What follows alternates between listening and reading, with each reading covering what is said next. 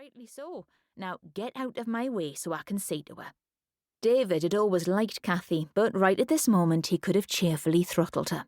Rose was clutching his hand and trying to stifle another moan, and as he stroked the damp tendrils of hair from her brow, he murmured, "You're doing fine, lass, just fine. I love you so much." Cathy shifted her feet behind him, clearly uncomfortable at the show of affection, and her voice reflected this when she said, "All right, she knows you're home now. Go and put that water on and make yourself useful. This is no place for a man. And don't forget the tea."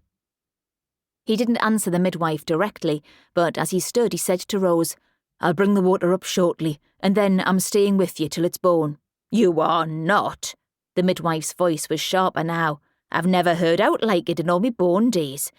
You'll stay downstairs like any other man, and I'll call you once it's all over and I've got Rose cleaned up, all right?" "No, it's not all right." Glancing back down at his wife, he said softly, "Would you like me to be here with you, lass?" And at Rose's nod, added, "That's that then."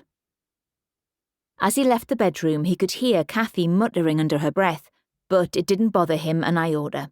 All he was concerned about was Rose, and he knew she would want him to be at her side during the birth of their child.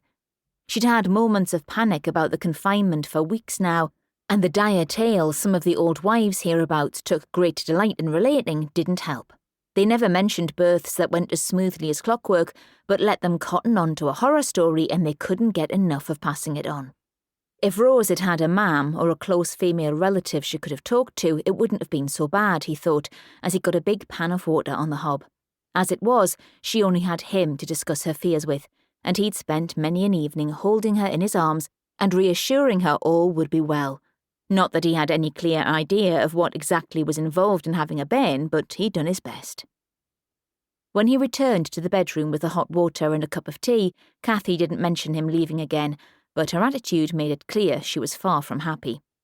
He sat beside the bed, holding Rose's hand and wiping the sweat from her brow now and again, murmuring words of love and encouragement as the pains intensified still more. When she began to push, she clung to his hand as though it was a lifeline, and he wondered how much more she could take. Stupid, perhaps, but he hadn't expected the birth to be so painful or such hard physical work. How women did it over and over again was beyond him, but Cathy seemed to think all was well and progressing as she expected. He saw the midwife look between Rose's legs before sliding a towel under her bottom as she said, "Another couple of pushes and you'll be holding your babby, Rose. Come on, lass, nearly there now." And sure enough, a minute later, Rose gave a long, drawn-out groan, and the baby slid into Cathy's waiting hands, immediately giving a mew of a cry, and then another. "You've done it, lass, you've done it," David whispered as he bent and kissed his wife.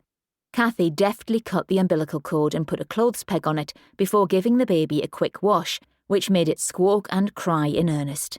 Wrapping it in a clean towel, Cathy handed the child to Rose, whose tired face was alight with happiness. "It's a little lassie, and right bonny and all." Cathy glanced at David as she added, almost apologetically, "I dare say it might be a lad next time." He hadn't wanted a boy.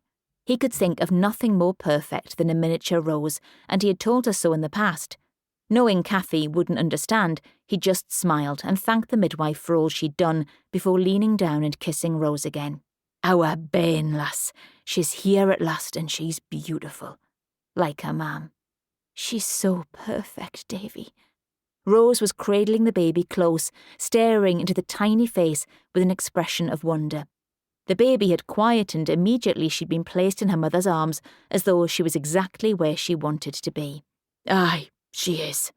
David found he was fighting back the tears, emotion overwhelming him at the look on Rose's face. Only the presence of Cathy stopped him breaking down. Nevertheless, his brown eyes were misty as he reached out and stroked the small downy head with the lightest of touches. "Well, I need to get you cleaned up and the bed sorted, lass. Give the babby to Davy." Cathy was back to her bossy self. "Take the bairn downstairs so I've got room to do the necessary," she added briskly to David, as Rose handed the infant to him. "I can't be falling over you up here."